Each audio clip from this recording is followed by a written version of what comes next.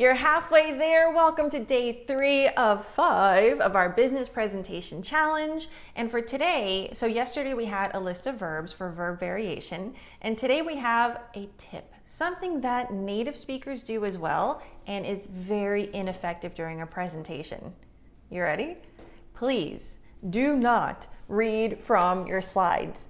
It is incredibly boring, and if you've ever been in a presentation where someone did that, I mean, I don't know, but what I think is you should have just emailed me the presentation. Why am I here?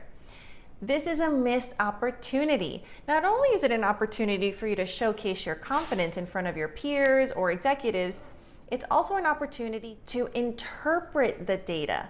Because data, it's just facts and numbers, and honestly, we can all interpret them differently. So when someone's looking at your slides, you want to make sure you use that time to guide them, to highlight the information that you want them to see. If you have a lot of dips in the data, for example, for sales, but you want to convince them that it's a good thing, you're going to highlight when you had peaks.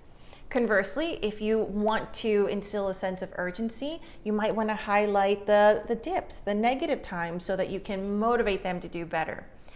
So your slides, your visuals, whatever you're using, or the data if they have packets, that's the what. You're there to explain the why. Why is it important? You know, what should they focus on? What are they going to take away from your presentation? So again, put yourself in your audience's shoes, in your audience's seats, and think about what they need from you from this presentation.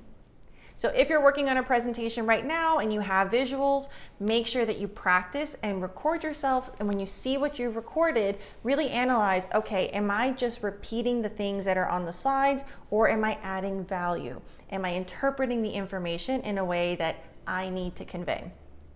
If you got to the end of day 3, tell me in the comments, what industry are you in? Why are you learning about presentation skills? I really want to get to know you better, and let me know how I can best help you.